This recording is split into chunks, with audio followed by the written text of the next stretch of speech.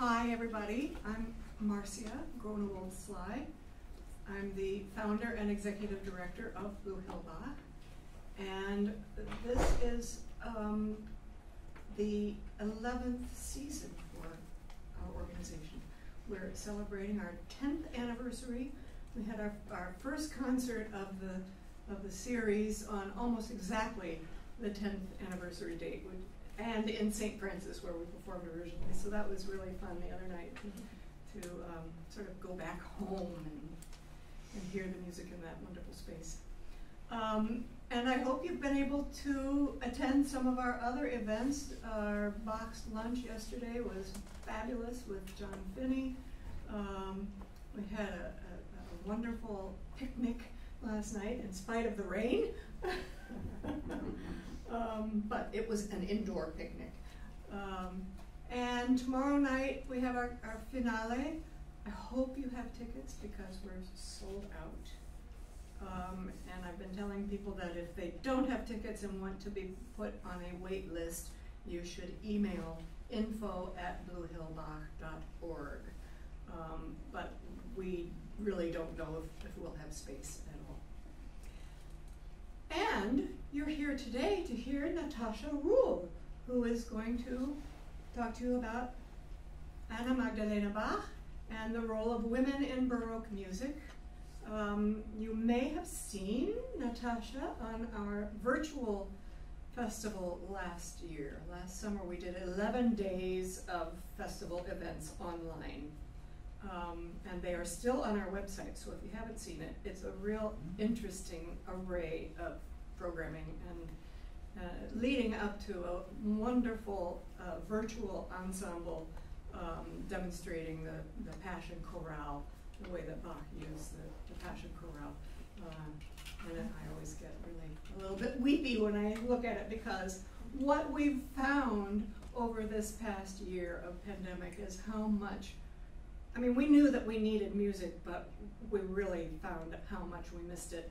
And it was so wonderful to know how much our players and singers and people who love the music were just incredibly enthusiastic and gracious about and hardworking to make everything happen during the last year. And that carries on this year when we finally can be together, and it's just like, oh, you know, we're finally with our people. It's just, I mean, it's really, and you all also, of course, are a great part of that. So thank you so much for coming. Thank you for your support. I have to go to rehearsal. I'm going to let Natasha go on and tell you about the women in Bach's world.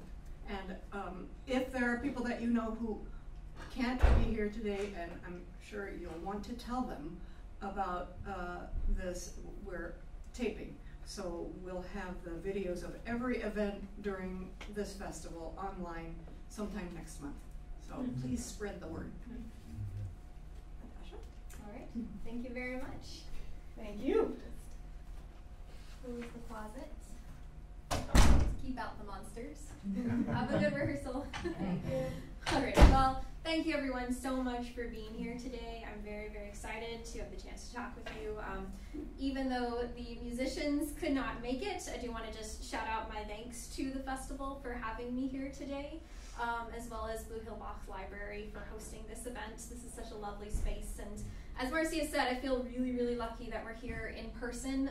As wonderful as it was last year to imagine everybody watching computer screens of music by Bach and other composers, it's really something special to be able to hear that music in person and to be able to talk with you all today in person. And especially to be able to talk with you about one of my favorite topics, which is women in the 17th and 18th centuries in Europe. Throughout this talk, if you want to ask a question, if you want to save it to the end, whatever you want, that's great. I'd love for this to be interactive and to have a conversation really about the music that we'll talk about.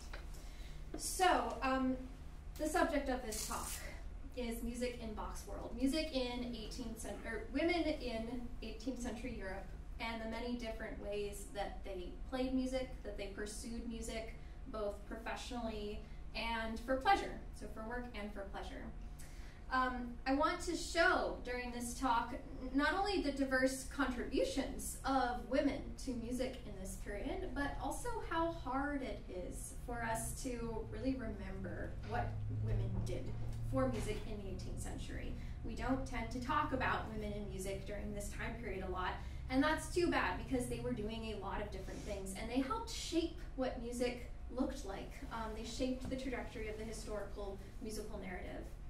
I'm going to highlight a few different women in music by name, including Anna Magdalena Wilka, the second wife of Johann Sebastian Bach, along with a few others. But before we really dig in, I want to begin with a few thoughts about the title of this talk, specifically the second half, Musical Women in Bach's World. I actually had a lot of trouble coming up with a good title for this talk.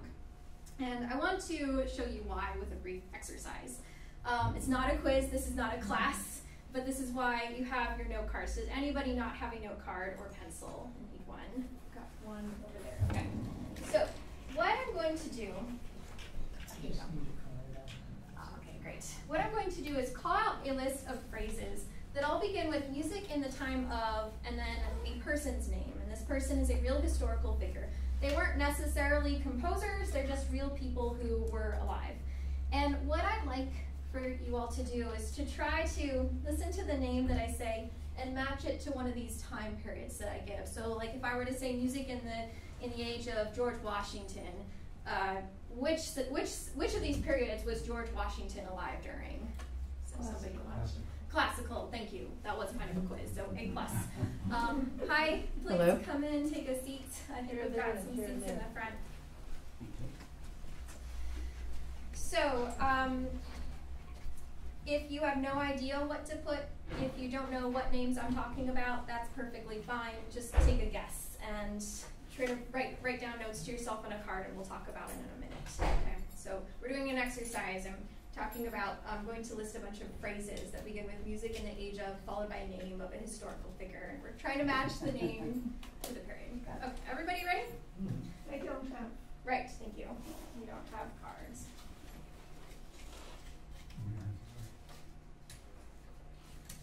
Let's see. Is it card? Thank you. You're welcome. Okay, everyone good? Okay. All right, so our first name is Music in the Age of Charlemagne. Medieval? Write it down. Am I supposed to say anything, or am I supposed to shut up? Just write it down. Oh, okay. And then I'll want you to say something. Okay. So music in the age of Charlemagne.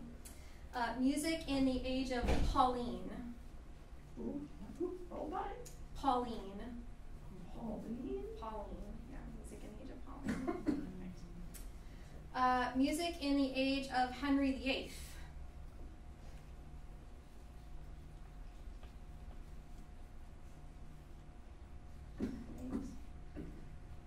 Music in the age of Desideria.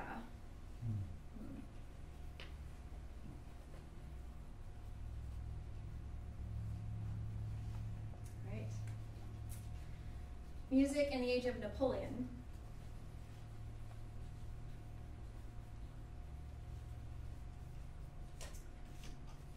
Music in the age of Marie Theresa.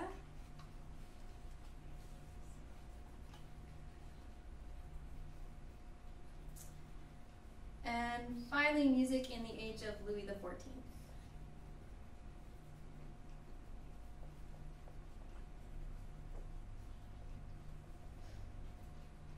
I'll give you a few seconds to write that.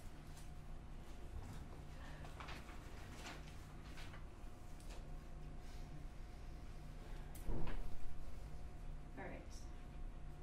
Ready to look at the answers, see how you did? Not quite. Not quite.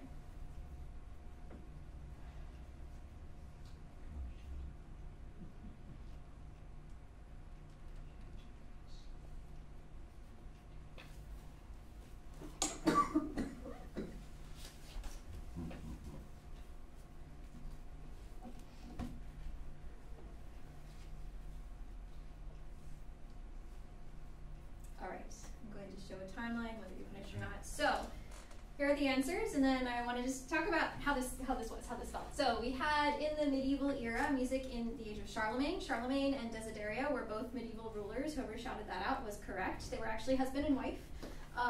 Charlemagne did some things with music. I actually don't know if Desideria was musical, but she could have been. Henry VIII and, oh gosh, I put Claude instead of, I don't think I even called anybody out. Well, Henry VIII was a Renaissance composer, and if I had called out the name of music in the age of Claude, she would have been a Renaissance queen. Louis XIV and Marie Therese were husband and wife, Baroque rulers, both patrons of music. And finally, Napoleon and Pauline. Pauline's picture you see up there in that corner was actually the sister of Napoleon. She patronized music, as did he, so they were both very musical. The point of this is not to show, though, that many people were musical back in the past. What I'm really curious is, did someone want to share, what did they get? Did they get anybody in the right spot, and who? Mm-hmm. The men. Yes. Got in the right spot. The women, Vogue. not at all. Charlemagne. I took a guess on Okay, Charlemagne. nice. Yeah, his name sounds kind of medieval, right? You know, you could, yeah, Pauline. Like, who the heck is Pauline, right? We don't recognize her name just based on that first name. Napoleon, sure. Charlemagne, yes, they're first names of these men who do show up in music histories and in regular histories, but we don't have that same frame of reference. If I were to say, to publish a book or to give a talk, Music in the Age of Pauline, you'd probably show up not really knowing what I was going to talk about. And that's the case with, I think, music in the age of Anna Magdalena, music in Anna Magdalena's world. If you hadn't been going to all of these different festival events and perhaps seen the concert the other day that featured music from Anna Magdalena's notebooks, you probably would have had that same chronological, historical frame of reference as a title like Music in Bach's World. And that's too bad, and I think that we can do a lot to change that, and to change the way that we tend to think about music history by recognizing the contribution that women have performed. Hello. Nice. Take a seat, no worries. I did also want to show just a quick Google search of classical music. I don't know if any of you have ever done this, but it proves the point. When we search for classical music on Google, what do we get? We get Bach, Mozart, Chopin, Beethoven. These are all great composers. I'm not saying that we should ignore them. I think it would just give popular audiences, people especially who don't know a lot about classical music, if they were to type in this phrase in Google, wouldn't it be wonderful if they saw Bach, Pauline, Charlemagne, Desideria, and a much richer array of people who have contributed to music in the past. So that's some food for thought about the title of this talk and where we're going. We'll return to this at the end of the lecture. Okay, so let's then talk about women in 18th century Europe. What were they doing? If we do a brief survey of women in this period, let's say around the time of Bach, born in 1685 to about 50 or so years after his death, so the early 19th century, women were doing all sorts of musical things. They were playing the keyboard, right? They were playing the viol, the lute, the cittern, the guitar. Women played music with their families. I love this picture of a whole family of instrumentalists here. They were playing music with friends. They were playing music by themselves. They played music publicly. They played music privately. Women printed music. Many women took over their husbands' music printing businesses after their husbands passed away. This is a picture of the title page of a volume of music that was printed in France in the 18th century. And if you look closely, it says it was printed chez la veuve Voisin, Madame Voisin, the widow Voisin, a marchande, a female merchant who took over her husband's printing business. So women performed music and they printed it, which I think is very cool. Women danced and sang on the operatic stage. They danced for fun and for pleasure, and they also performed. There's probably no more famous of an all-women's musical institution than Vivaldi's Ospitale della Pietà, the orphanage of girls that he directed. And this is a later painting of women from that organization. So women were making music, again, lots of different ways. Many of the more famous female historical figures that we do tend to remember for other things, we don't tend to remember that they were actually very musical as well. And here are some examples. Has anybody heard of Caroline Herschel? This woman over here. Did you, Astronomer. Astronomer, yeah. She was the sister of William Herschel, who discovered Uranus and a few comets here and there. She and her brother was trained as a musician. They were born in Germany, and their plan was to move from Germany to England and pursue music professionally. And her brother decided to go into astronomy, and she followed after him, but she was a very accomplished singer. Yeah. Likewise, not many people talk about Princess Zenita Vulcanskaya, a Russian princess, alive in the, let's say, half a century after Bach's lifetime. A lot of people, when they do talk about her, remember her as a mystic. They say she was kind of wacky, she was very religious, very spiritual, a little bit strange, but she was actually an opera composer as well. And she ran a school of music for painters in Italy. That was her thing. We don't talk about it too much, though. Some of you may have heard of this woman right here, Georgina Cavendish, the Duchess of Devonshire, an 18th century English aristocrat. She composed many, many songs for voice and keyboard that were very popular during her lifetime in the 18th century. Oh gosh, we don't have it, do we? And yet, I was going to show you a picture of the more famous movie, The Duchess, starring Keira Knightley. I don't know if anybody's seen that, from 2008. This commemorated the Duchess's lifetime, but it does not go into her musical accomplishments at all. It just explores her very strange relationship with her husband. So, not only do we tend to forget that a lot of the women that we do talk about made music, but it's very hard to portray them in their musical activities, even when we do portray them in popular culture like movies, plays, or books. All right, so unfortunately, 18th century society sometimes dictated what musical activities women could and could not pursue. There were female organists in Germany during Anna Magdalena's lifetime, but these women were often looked down upon for playing their instrument professionally. It's not that they didn't play the organ professionally, they just weren't really supported in doing so. Likewise, women in 18th century France were often discouraged from playing the violin because it made your elbows poke out, which they thought was very, very unseemly. Instead, they were encouraged to play instruments like the viola da gamba, even the cello, something that you could tuck your instruments in. And I think, unfortunately, it looks like my PowerPoint lost a few of its slides, but if you look at paintings from this period, even paintings of women who were known to play the violin, what you'll see is that they're painted just sitting, holding a piece of music, and the violin's often tucked away in a corner. It's like an afterthought, like people don't want to acknowledge the fact that they did play the violin, again, because it'd make your elbows show, and that's just not cool. However, women were, as I showed you a few slides ago, more commonly shown playing instruments where they could tuck in the different extremities of their body. So these are some constraints that were imposed upon women musically during this period. Now, sometimes women could place these social constraints to their advantage. The French dancers Marie Salé and Marie-Anne Le Camargo, who are pictured here. There's Marie-Anne Le Camargo, Marie Salé, again, contemporaries of Bach. They revolutionized dance in the 18th century by hiking up their skirts a bit, so they showed more of their ankle than had previously been the custom. And what this allowed them to do was to basically move more dexterously on stage and incorporate a wider variety of musical and dance-like gestures. And this made them incredibly famous, and it really helped to accelerate their professional careers.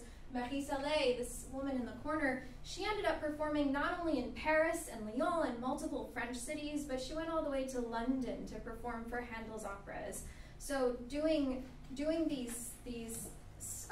these measures that people thought were kind of salacious actually helped her career a lot. Unfortunately, it also did take its toll. Marie Salé and Marie-Anne Le Camargo were often written about by their contemporaries as being women of very disreputable character. People spread lots of rumors about them, and one reason they did this was because of what they were doing in music, changing the way that women's skirts were on stage so that they could perform more easily. So it was this constant battle that a lot of women had to deal with figuring out, if I want to play a certain instrument but society won't let me do it, how can I do it? Do I need to just perform it publicly? Can I perform it publicly? Can I perform it privately? And at what cost will that have on my professional, personal, and public image? Now, let's see. Unfortunately, we lack a lot of information about women in music from this period, and I think that that's another reason why we tend not to remember a lot of their names. Why Bach's name, who we have so much written about, is easier to evoke than Anna Magdalena's.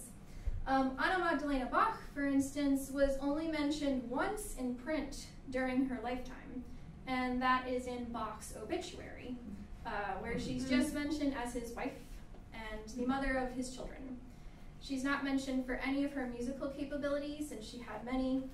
They mention her father's name, but don't really go into anything more about her. And that makes it a little bit difficult to piece her life together. One task, then, that historians and listeners and performers have to do is to try to piece together very, very small clues. So sometimes, in a lot of the musical sources that we have, we don't even get more than a last name of a woman. This was very common, for example, in opera libretti in the 18th century, where you might see like a mademoiselle or a monsieur somebody but without their last name. What do you do when this is the case? When you're trying to figure out who was this Mademoiselle Lefebvre, for instance, is this one of the women that I've studied. Mademoiselle Lefebvre danced on stage. That's all that we know about her. Sometimes you can piece together clues about these women's lives. This Mademoiselle Lefebvre, for instance, had a brother named Monsieur Lefebvre who danced on the same stage as her in France, for instance. You can then conjecture she was maybe part of a musical family. That's not really much more to go on. We can't say anything more about how she contributed to music in her period, but it gives us a little bit more to work with. So there's a lot of detective work in trying to determine how women contributed to music during this period. Now, out of curiosity, I am curious, how many of you had heard of Anna Magdalena Bach before this week? That's excellent. So that's most of the people in this room. I'm really happy to hear that. And I think you or somebody mentioned that they've seen a movie about her. Is that right? Can I ask, in what other context have you heard her name? Does anyone want to shout out where they've heard about her? Is it in a concert or program? Concert, yeah. The music written for her to play. Right. Yes. The Bach wrote. Right. Yes. Yeah, so Bach wrote music for her. Anna Magdalena is really lucky. She is one of the women from this period who we actually do know a lot more about. She is portrayed, as I was talking about this with some of you before this lecture began, she's being portrayed in movies, in books, in plays. People are fascinated by her, and they represent her as a mother, a wife, a musician in her own right. Sometimes people even say maybe she was a composer. Depending on how they talk to her, she's come down in a lot of different forms. So let's now talk about Anna Magdalena. She was born in 1701 in a tiny Saxon town called Zeitz. And that is on the eastern side of Germany, if you're thinking geographically. She came from a family that was intensely musical. Her father was a trumpeter, her grandfather was an organist, and so of course the young Anna Magdalena would, like the rest of her family, become a musician. She became a very accomplished singer and ended up taking a position at the court of Cöthen under the auspices of a prince, where she was one of many professional singers who would perform for lots of different events at his courts, religious events and secular events as well. And it was when she was in Cöthen, working at this court, that she met Bach, who was also working at that court as a music director. I think I also mentioned to a few of you before the lecture began that Bach had already been married. Anna Magdalena was his second wife. His first wife, Maria Barbara, died, unfortunately, while he was away on a work trip, so he came back found out that his poor wife had deceased, and a year later was married to Anna Magdalena. What I love about their story is that Anna Magdalena and Johann Sebastian Bach first knew each other as professionals, as colleagues. They worked in music together and then became romantic partners, which I think most likely laid the foundations for a very harmonious, I would say, relationship, but also meant that music just infused every single part of their life. And I think that's really important to remember about her. Now, Bach would certainly not have been surprised that Anna Magdalena was a woman musician. This was very common to be a court singer and a woman at the time. And Anna Magdalena herself, too, growing up, would probably have been familiar with the names of many female musical contemporaries. One contemporary of hers that I find particularly fascinating was a woman by the name of Dorothea Maria Stuck, who is the director of the Leipzig Opera House. And this is another way that women could contribute to musical society in this period by directing their own opera houses, running their own music businesses. Now, how did Anna Magdalena's own life turn out musically after she got married? So, at the time of her marriage, she was 16 years younger than Bach. They seem to have had a very happy relationship. They performed together, kept working in Köthen for a couple years, and then they moved to Leipzig. I think I have a picture of that. Yes, to the town of Leipzig, where Bach took up a position at the St. Thomas School, worked in a variety of different capacities as a music director, obviously composed a lot of music in that time period.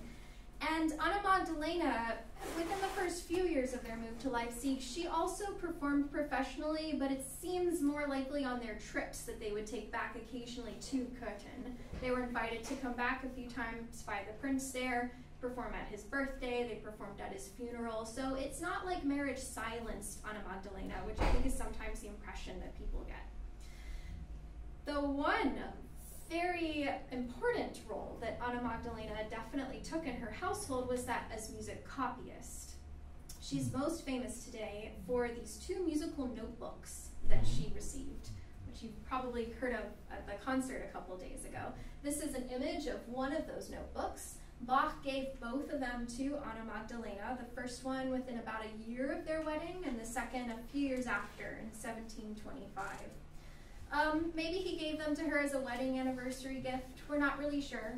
On this notebook, you can see her signature. She had a beautiful hand, obviously reveled in her calligraphy. I think she was having a lot of fun with writing her name, and she was really good at it.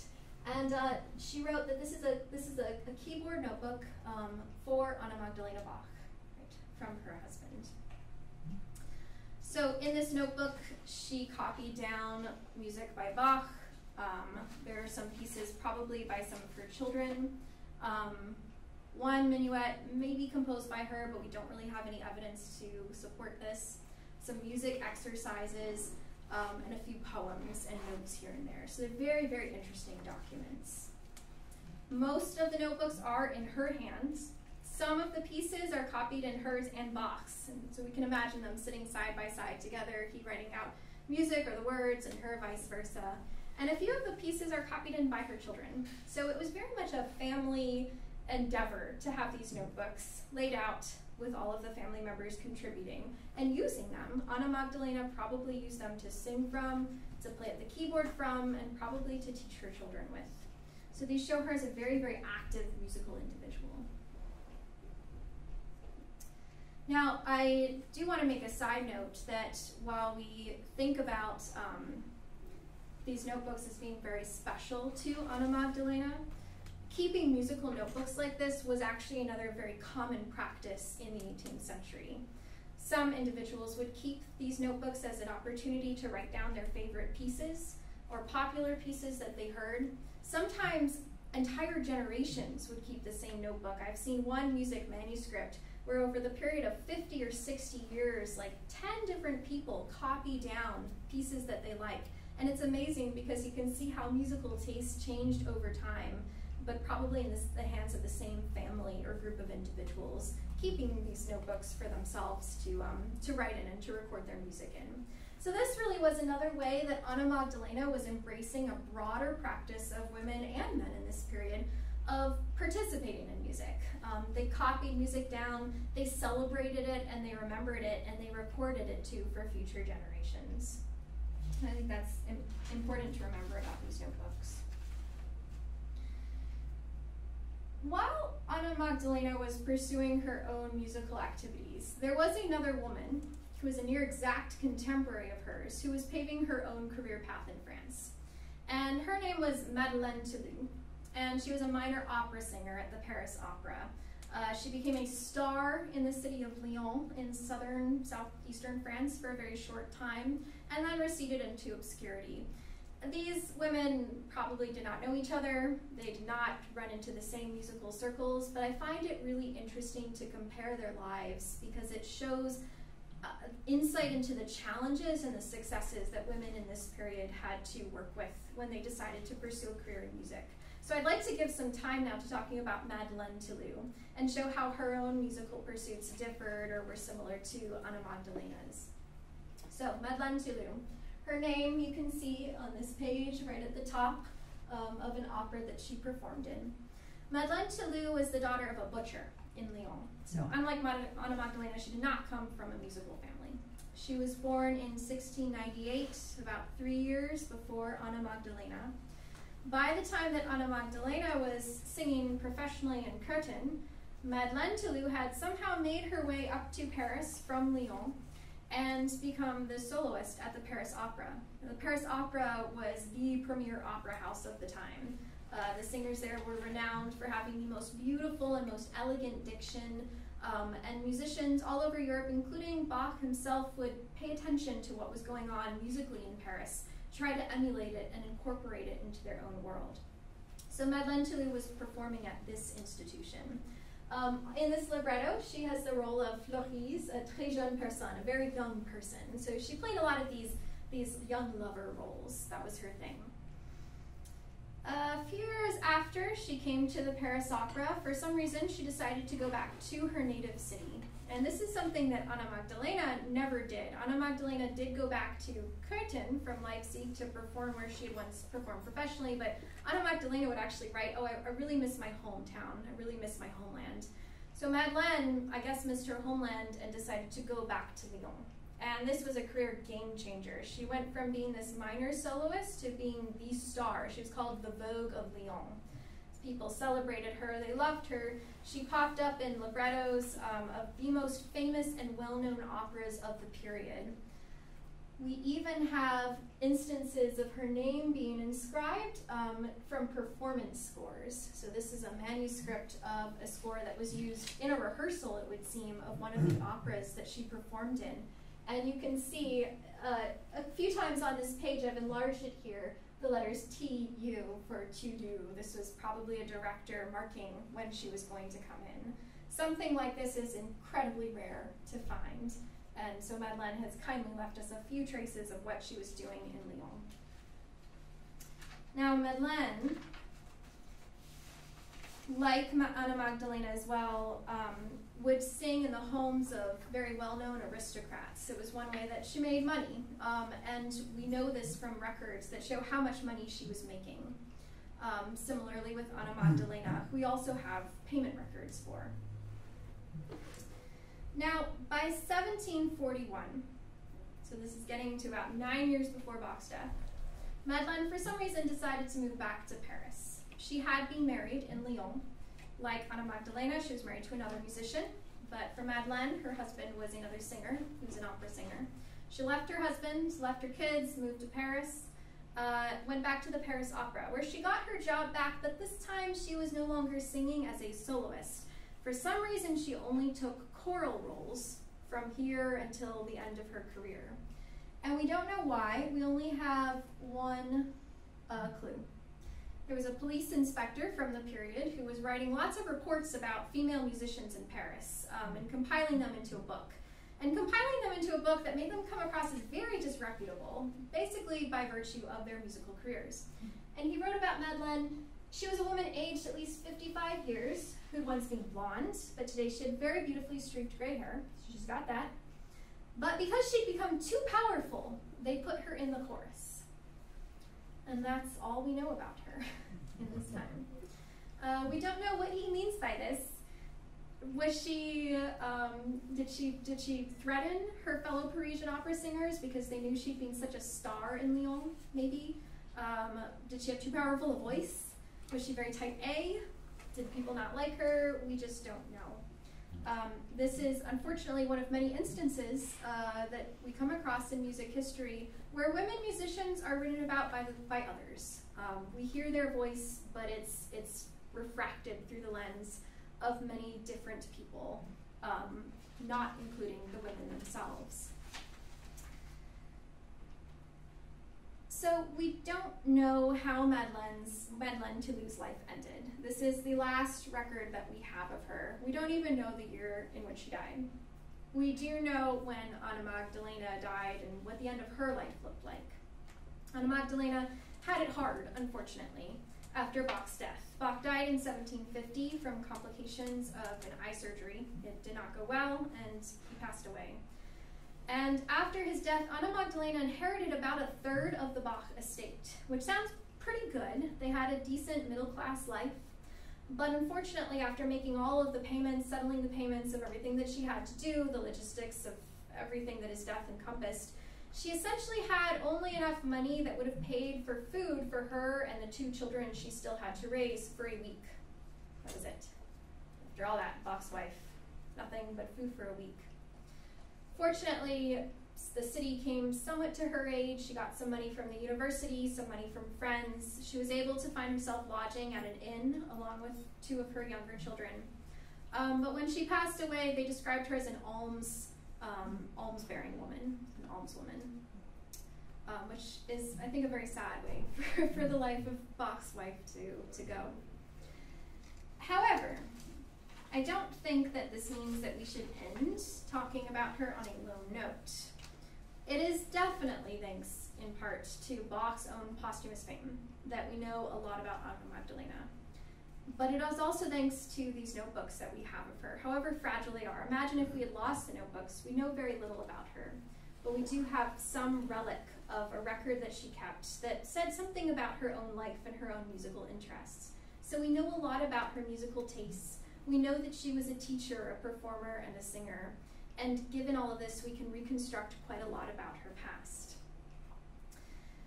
And I think that this is something that, as lovers of classical music, as people who are interested in music of this period, we all have an obligation to continue doing, to determine as much as we can about what women from Anna Magdalena's lifetime did to contribute to music and to really shape how it went. And so I began this talk talking about this second half of the title of my talk, Musical Women in Bach's World, which we can now change and say Musical Women in Anna Magdalena's World, since we all know what we're talking about. But I want to go back now to the first half, the Anna Magdalena effect. This is intentionally ambiguous. We've talked now a lot about what women did in different sectors of musical society during this period. But I want to hear from you all now. How would you interpret the Anna Magdalena effect? If you had to go home, tell your friends about this talk, about your own thoughts on Anna Magdalena, what does the Anna Magdalena effect mean to you?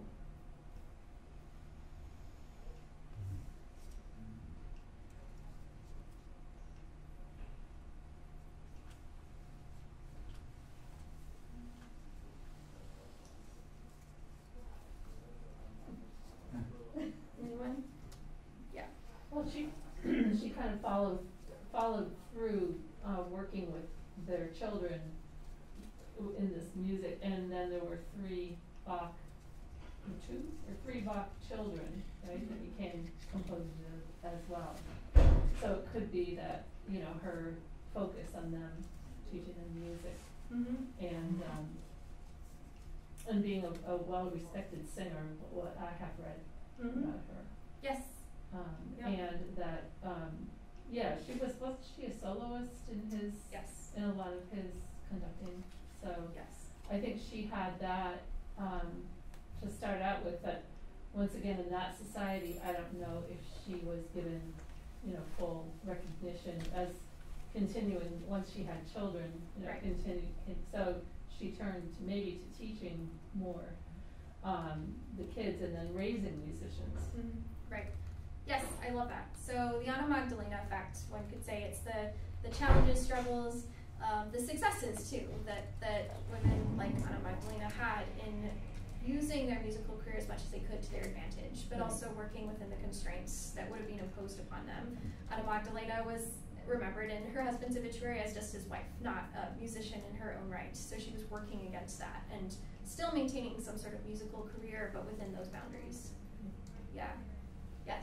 Yeah, I basically classify it as a supporting and integral part of the musical world then. Yes. Just like anyone else would have been contributing to the music at the time. Yes. So Definitely. you know, not a person that stood out, but contributed to overall music. Yes. The canvas of the musical world was a varied one, and right now we're raising Anna Magdalena, we're putting her in the forefront of that canvas, that painting, but she was a lot like many, many other individuals who were contributing to and shaping music in their own ways. Yeah. Well, she was probably an example for other women. Yeah. That this is what you can do. Definitely. Yes, absolutely. Especially as she would have been well known as the wife of the cantor, the teacher at the St. Thomas School, so she would have absolutely been an example. And an example too to her own children. I think as she taught them music lessons, they would have looked up to her as somebody who knows a lot about music theory and music performance and learned from her.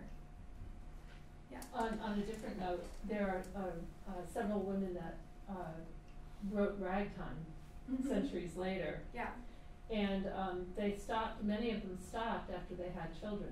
Once they got married and they had children, they stopped writing. Right. So that's in, the 1900s. Right. But I don't know if that was the same. I think they had more constrictions then. Yes, I think yes and no, depending on the circumstances. From those musical families who may have relied on, like with Madeleine Toulouse, for instance, she was probably a very important money-making partner to her musical family. So even after she got married, she kept performing. She wasn't composing. I don't know if that was a restriction that was imposed upon her in her marriage or not, but it could have been. Yeah.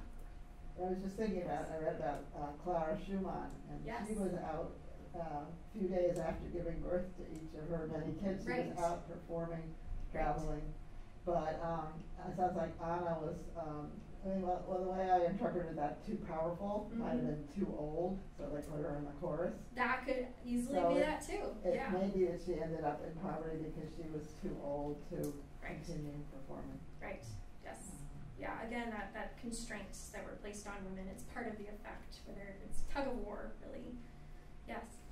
Well, what you have said about the Anna Magdalena effect, it's a challenge to the great man theory of artistic production, that there was this lone figure and nothing else.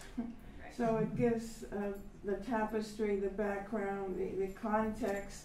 You suddenly see all these other people, including women, many women participating and adding to and being responsive to and creative, and maybe have some of their works even lost that we don't know of, but there is a whole picture around the figure of Bach. Right. Yes, absolutely. Let's see. Yes. And then, so I was wondering how it was that Anna Magdalena escaped being tainted by the common perception that professional musicians were disreputable. How is it that she was, Bach certainly didn't see her that way, given that he was working with her initially. But I'm just wondering how her public persona escaped being tainted in that way. That's such a good question, and it's such a murky topic too. It's very, very complicated. If you look at pictures from this period of what professional court singers like Anna Magdalena in her early career would have worn, they're very, very prim and proper looking. Like as high collars they went back then, very elegant, very conservative. And so I think by the context that she operated in as this professional singer at a prince's court, so it's a sort of strictly regulated context, that enabled her to come away with a more, I'd say, polished and not as tainted a reputation as some other women. Opera singers had a much different reputation. Yeah, and we're seen as, okay, what are they doing backstage? Where are they going off when they're traveling to London? What's going on with that? So the context. What are they having to do in order to get the role in the first place? Yes, exactly, yes. How did they get that role in the first place? Definitely. So I think Anna Magdalena had it lucky in that in the way that she began her career. Some other women, not so much. So the court musicians had a different social cachet, say, Absolutely. than the women or even the men who were performing in more popular contexts. Absolutely. You hired court singers to show other courts how powerful you were. So your court singers were part of that cachet, that reputation or that brand that you were making for yourself. So Anna Magdalena lucked out for that reason. Yeah. Well, it sounds to me from what you said that the prejudice against women in music got worse. In the late 60s, we heard Aaron Copland lecturing, and he said there were no women composers because women's brains couldn't handle that kind of complexity. Ouch. And there was just an article somewhere in New York Times or New Yorker where he said, where they quoted him saying a similar thing. He studied with Nadia Boulanger, who was a composer, but she chose to teach rather than publish a lot.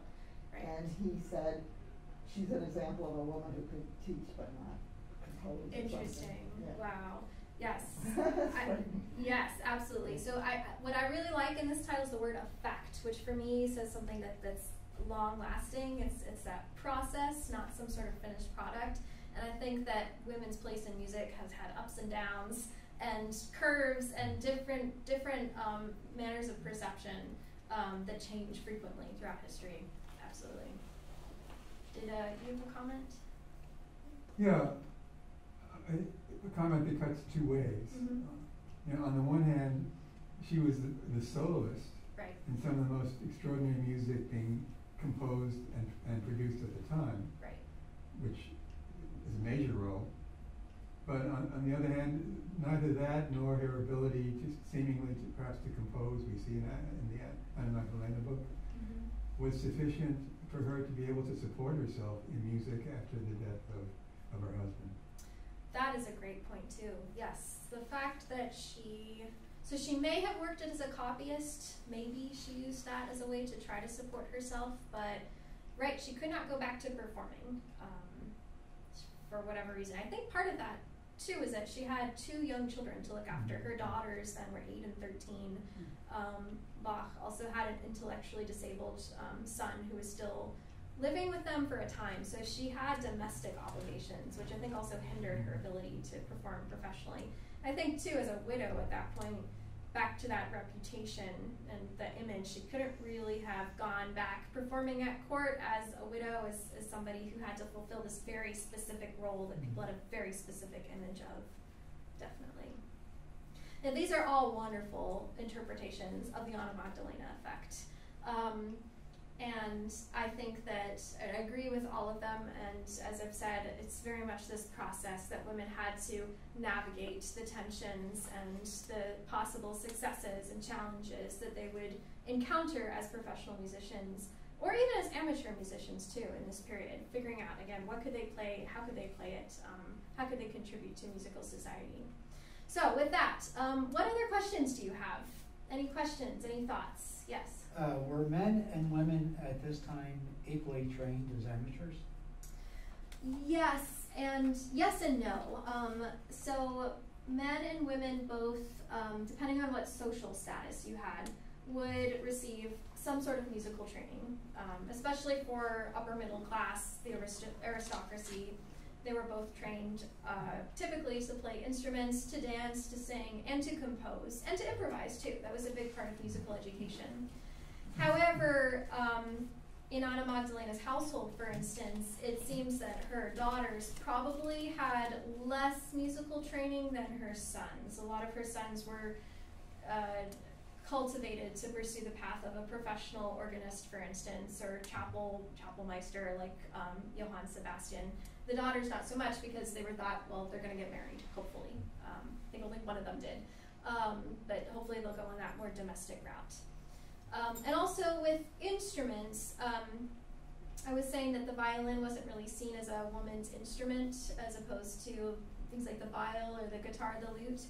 In a way, that actually was the same case with men. With men, it was a little bit more acceptable, but some instruments were seen more as a class thing than a gender issue. So violins were seen as instruments that were more associated with the lower classes or the working classes because of that weird, you've got your elbows flashing everywhere, and you don't need to do that as an aristocrat. Yeah, that's a good question. What other questions? You said Bach wasn't your favorite. You want to say what composers you like? Oh yeah, well, I don't have a favorite. I think that's my big problem. I'll listen to whatever I'm in the mood for. However, if I were to list my favorite composers, then there probably would be a lot of male composers on that list. That being said, Clara Schumann has some wonderful instrumental works for quintets and quartets. I'm a big fan of French music. That is my main specialty. Has some of the French singers that I've tucked into this lecture. I love the work of Marat, who's a French viola da gamba composer in the 17th century. I don't know if you all are aware, but if you listen to Bach's St. Matthew's Passion, he actually, the first few measures of that quote from French music for viol by Marat. They quote a funeral piece from France. So Bach also was a lover of French music too, so I can have that in common with him. Yes. There's probably no information on this, but why couldn't it, after Bach's death, his widow go to stay with one of his many sons? That's a good question. I have actually wondered that question myself, and there may be people who could answer it. I don't know the answer. What I do know, though, is that, so widows made, I think the statistic is 10% of the population in Leipzig at this time. So there were a lot of widows, unfortunately. And it was a burden, a financial burden, to take on a single woman, essentially, whether she was widowed or unmarried, in either of those categories. You had to pay for her food, you had to keep her in your home, you might not have space for her. Bach's sons and the siblings and children who were married, they had their own spouses and children, and I think that part of the issue was who can take on the burden of the mother and the children that she still had with her. So unfortunately, a lot of it came down to that. I don't know if in particular if that was the case, but that was a general reason why widows were. So were there widows' homes, refuges? Good question. So just yeah, the inn that Anna Magdalena ended up moving into was for people who needed charity. So a lot of widows moved there, but not exclusively. So they had a system of sorts. It wasn't perfect. It still made life really hard for widows, but they did have some sort of social system. And there was no convent. Right, yeah. So yeah, some women would enter a convent, but I don't know, I don't know how that, actually I don't know if Lutherans had convents. No, if I said there wasn't. Yeah, exactly. yeah, so that wouldn't have been the case for her, yeah. And it also clearly was not royalties, or she would have been very comfortable. Right, exactly, yes. Yeah. How many children did she have, and how many did the first wife have? There were 20 total, 7 by the first marriage, 13 with Anna Magdalena. Well, that would have kept her busy. Yes, yeah. So I think, I'm going to get the numbers wrong, but very few of her children survived into adulthood, which I think, I mean, she didn't have as many children that she had to raise, but there was a lot of grief, I imagine, that she would have also been burdened with, especially after her husband died. Carrying all that grief, I imagine, would have made life especially difficult, trying to navigate all the financial disasters of the minute social system that they had. She would have also had that to deal with. What else? Anything else? Yes. I'd be interested in your assessment of where the position of women in music is today. And the reason I'm particularly interested is that my daughter is a classical musician living in Germany and associated with an organization called Frauenmusik. And she talks constantly about this, the ferment that seems to be going on now. Right. And I would just be interested in your thoughts on that. Yeah, I feel optimistic. I think there are still challenges, definitely, for women. I think, too, based on just like that Google search that you do for classical music, you see that it's integrated into the system by which we obtain information, that it's very difficult to get information on women in music today or yesterday. There still aren't, in my opinion, enough women directors of ensembles, especially in opera, but also chamber music. This is conducting is what my daughter's. Exactly, yes. So it's fantastic to hear that she's a conductor, and I think that definitely there need to be more women conductors. That being said, I think that a lot of people now are growing more and more aware that there's a gender disparity in classical music as an industry. And I think that that's helped in part by a lot of scholarly literature too, like this talk on what were women composers and musicians doing in the past. I think that that has ramifications for how we think about women in the industry today. So I feel optimistic. I think there's a lot of room for growth still. And I think that the hard part is to make sure that everybody recognizes that there is a bit of a gender disparity. And the same things that apply to any other work sector, the hardships that women face. I know that there's been a lot in the press about how COVID has hurt women, especially in forcing them to maybe leave their job or go back to the home or whatever. Classical music is a work industry as well, and so it's going to suffer in the same way. Yeah, good question, but I'm optimistic. And especially because your daughter is there, so there's an example, which is great. Well, there was great cheering in Germany when the Bayreuth opening opera was conducted by a female for the first time in history. Yes, definitely, absolutely. Yes. So I know there's a huge issue about auditions and whether they should be blind, and when they aren't, guess what happens? Right. And that's, I know, a big controversy. Yes, absolutely. Bias, prejudice, they are natural human instincts, unfortunately, and they do. I think that music, I'm sure not just classical music too, but other genres of music suffer from that. And it's also racial. There was that interesting thing about the same piece. Well, yes. This white person stole an Asian person's recording and said it was hers. Yes. And so they had both recordings, and the one got reviewed with racial stereotypes, and the other got glowing reviews, and they did the exact same music. Absolutely. Exact same, I know exactly which study you're talking about. Yes, that is definitely the case, I think. Gosh, in so many ways, I think there are a lot of initiatives right now that are fantastic in embracing diversity in all of its different forms in classical music. There are a lot of things going on to make that better and to improve them. And I'm being really, really happy to see them. I think that whatever more can be done should be done. That's my stance on it. All right, well, we have pretty much reached the end of the hour. I will hang around in case you have any more questions, but in the meantime, I hope that if you are able to see the concert tomorrow, I'm sure it will be wonderful, and I hope that you enjoy it, and thank you so much for coming here, and I hope that you enjoy the rest of your day, which looks like, thankfully, it's going to be a beautiful day and not a hurricane like yesterday. So, thank you very much.